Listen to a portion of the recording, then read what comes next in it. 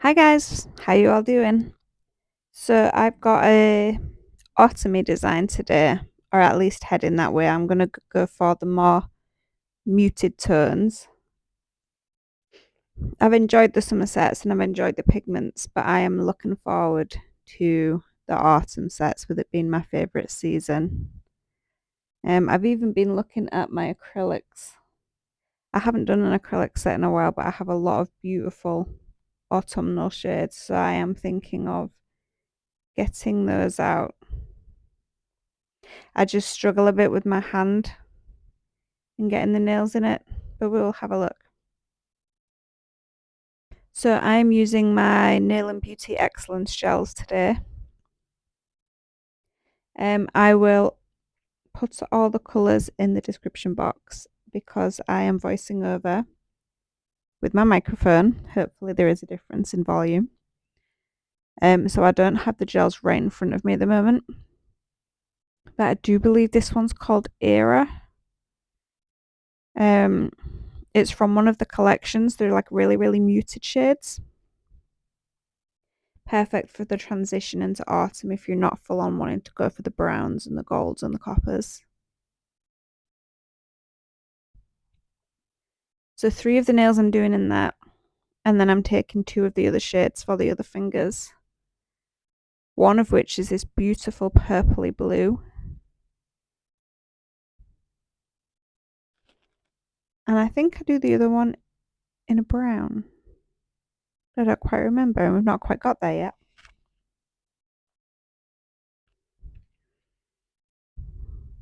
Yeah, it's like a grey, it's like a muted brown shade.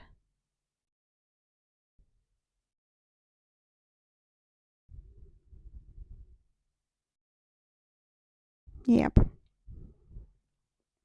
So on my palette, I'm just popping little dots of the colours I'm going to use. So this is an abstract set. But then I wondered while editing, also the colours I'm putting on this palette, by the way, are the rest of the colours in that collection. I think it's the Timeless collection. But I realised when putting them on the palette, you could have just used the brush. Just take most of the polish off and use what is on your brush. You do not have to be the awkward person that I am. Also, as you can see, possibly, I matte top coated these before I put the design on. Why? I have absolutely no idea. Definitely didn't need to. The most I would advise doing is wiping off the tacky layer and then going in with your design so it doesn't spread any further than you want it to. But you do not need to build up the layers. I don't know what I was thinking, but that's the way that is most days.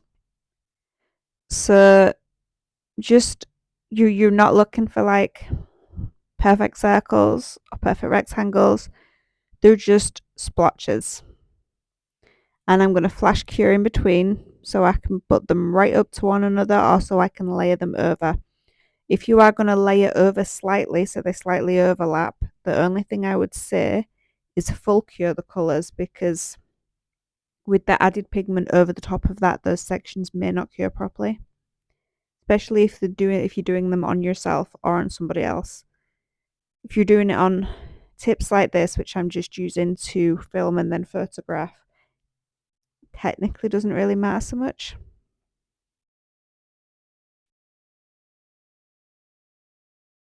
I posted the winner announcement this week for the little mini giveaway. That was a little late because we went away for Wales. We were going away for about a week's camping holiday, week and a half, but we did unfortunately have to cut it short. It was brutal. I mean, I've never been abroad, so I really can't make a decent comparison. But geez, by 9 o'clock in the morning, it was like 20 degrees and raging sunshine. I am tanned after only being there for 3 days. Sorry, 3 nights and 4 days, technically. I am tanned for the first time in about 20 years because normally I look like Casper's bitchy, unfriendly cousin. But I actually have suntan. But it was killing Putchip. And my husband, who developed vitiligo, burnt so badly on the first day just putting the tent up that his arm actually blistered. So he has struggled a lot with the heat, bless him. So we are home now, but I've got some clips that I'm gonna upload into the community section. Although my filmmaking definitely doesn't do it justice because it looks kind of dull on my videos. But geez, there was like no shade at the campsite. It was like in your face sun 24/7. Brilliant holiday though for as long as it lasted. I really enjoyed it. I did come back to Leeds though and immediately feel very, very cold. Very, very big change in weather. So I've cured all these. You can do as many or as few colours. You could do 2 colours. You could do a whole handful of colours.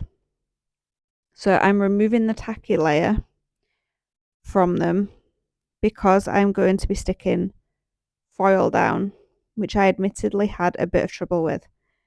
If you don't have foil gel or foil glue,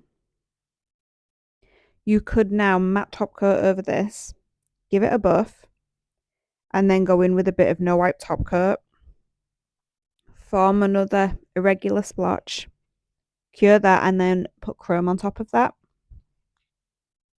That would give you the gold or the silver or the copper, whatever colour you're wanting. And then just matte top coat again for the design.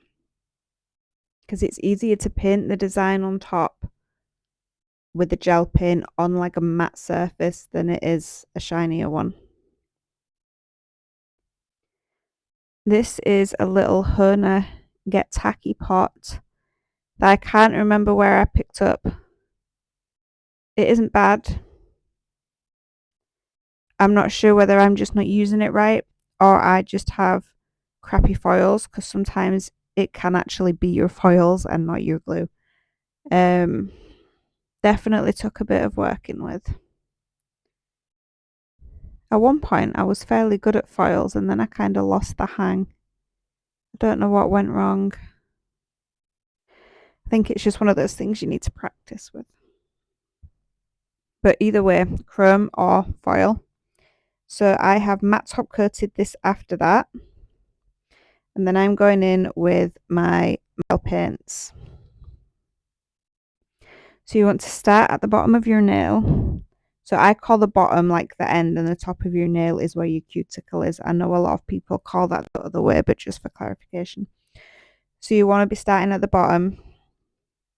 When you're putting the paint on your brush, swell your brush so it brings it into a point and drag it. And that will load the brush as well as give you that fine point.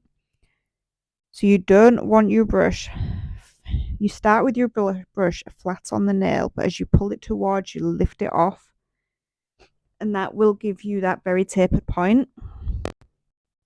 Now I am just putting a blob of gel for the leaves onto the end of my brush, dotting that on like there and then dragging it out. An easier way as well, or not even easier, optional, is to take a dotting tool, put the dots of gel paint where you want your leaves to map them out, and then just pull that out with your fine liner brush into your leaf shapes, and then just pull that tiny point in with the very, very tip of your brush so your brush is almost vertical, barely even touching it, just to get that little branch. I have cured that side before I've gone in with the other side because I didn't trust myself not to mess it up. And I just do the same again. Your leaves do not need to be all the same shape or size. They just need to be going in the same general direction. And then you're golden.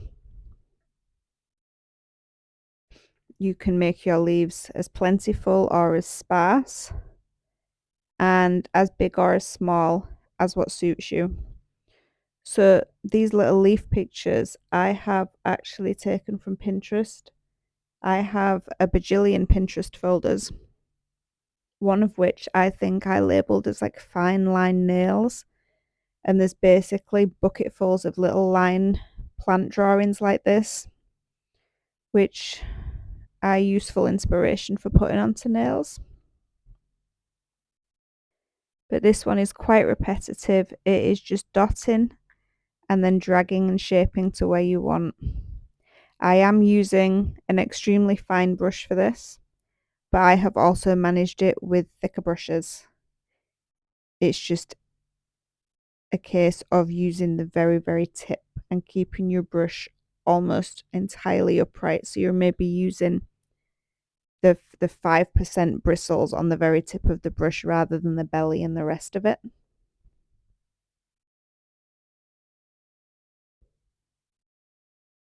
And if you don't have if you don't have gel paint and are using gel polish, it is still manageable, but you are going to have to flash cure because that gel polish will move and your leaves will not stay in the shape you put them in. You could maybe get away with doing, depending on your speed, 2, possibly 3, and then a flash cure before you do the rest. So when you're happy with that one, you just pop that into cure. So this one we're just pulling up. And I think this one branches off slightly.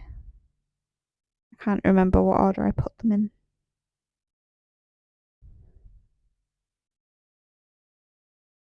Oh, I think this is my dotty one.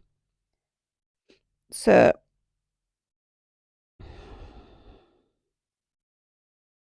this, yeah. If I could go back and change this one, I probably would, actually.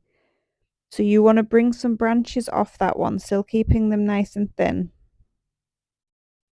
I'd probably add another odd branch or so near the bottom. And you want to branch off and imagine it like almost like an elderflower plant. So you've got your little branches coming off, and then you're going to have your dots across that, kind of like a canopy. So as many or as few. I think I'd have less branches at the top this time and a few more coming off the sides just to spread it out a little.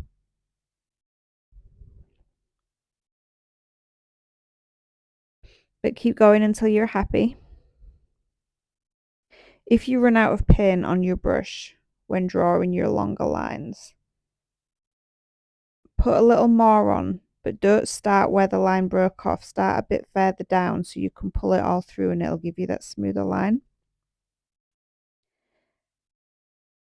And just use different size dots and randomly pop some little spots on there.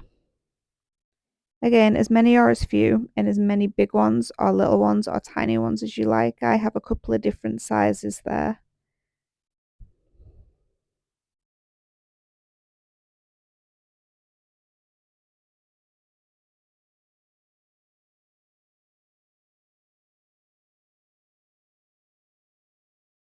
It's a nice way to break into autumn. It's also a good design for spring. But with the abstract designs or the fine line designs like this, so the abstract designs, you can use any colours, any backgrounds to get the design you want, and it's nice just as it is. But it also makes a really, really nice background for plants like this. Although I'm second guessing now. I wonder if I may have done it smaller next time. You know, one sprig rather than a bush. But both are make nice and can be fairly quick pieces of art.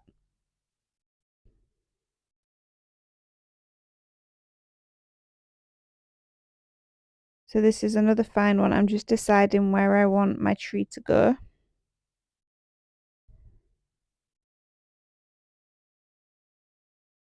I need to sometimes learn the concept that less is more.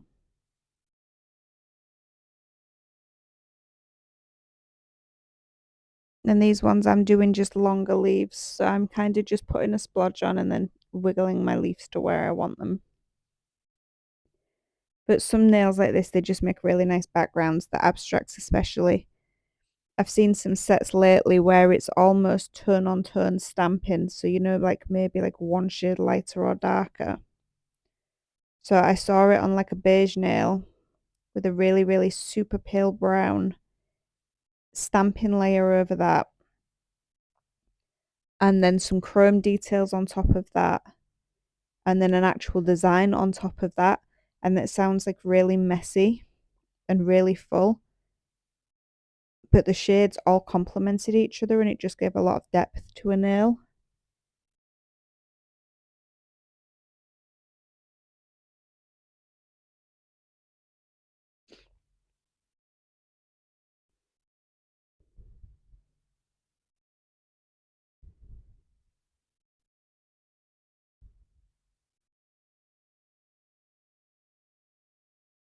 Now, I like the contrast of the shiny gel paint over the matte nail. So I've kept my nail surface matte because it's a no wipe gel paint.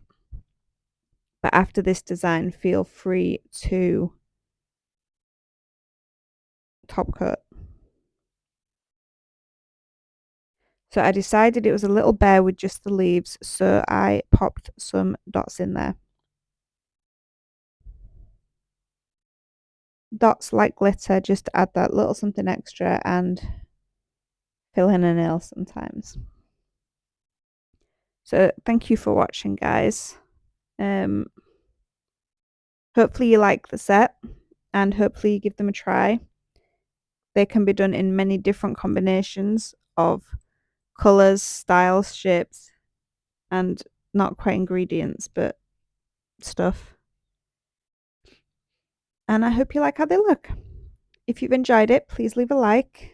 I love everybody's little bits of interaction. If you haven't already, please consider subscribing. Look how brown and tanned my hands look. And stay tuned in the community section and I will see if I can pop in some little videos. Chippy had his first sea swim, so we've got that recorded as well. And those are the gels I used. And I hope you're all keeping well. And I will see you shortly, guys. Thank you so very much for watching and for following along with my nail journey. Bye, guys.